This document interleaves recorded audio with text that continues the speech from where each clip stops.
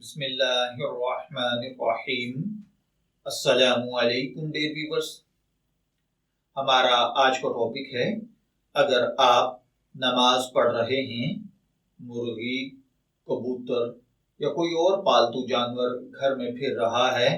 اور بلی، کتا وغیرہ اگر اس کو پکڑنے آ گئے ہیں اور اندیشہ ہے کہ اگر آپ نے نماز توڑ کر بلی یا کتے وغیرہ کو نہ بھگایا تو یہ ان جانوروں یعنی مرغی، کبوتر وغیرہ کو پکڑ لے گا اور مار ڈالے گا، تو کیا اس خوف سے نماز توڑ دینا درست ہے یا نہیں، یا نماز توڑ کر ان کو بھگا دینا اور اپنی مرغی، کبوتر کو سنبھال کر دوبارہ نماز پڑھنا درست ہے یا نہیں؟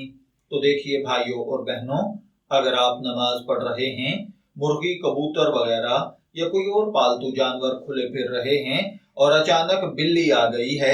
اندیشہ ہے کہ نماز توڑ کر اگر آپ نے اس کو نہ بھگایا تو یہ آپ کے بلی یا کبوتر کو پکڑ کر مار ڈالے گی، تو اس صورت میں علماء احناف کے نزدیک اور فتاوی عالمگیری اور فتاوی ہندیہ کے مطابق آپ کو نماز توڑ دینا درست ہے۔ آپ نماز توڑ کر بلی کو بھگائیے، جب بلی بھاگ جائے اپنے کبوتر، مرغی وغیرہ پالتو جانوروں کو آپ محفوظ کیجئے اور اس کے بعد بقیہ نماز دوبارہ سے آپ پڑھیے۔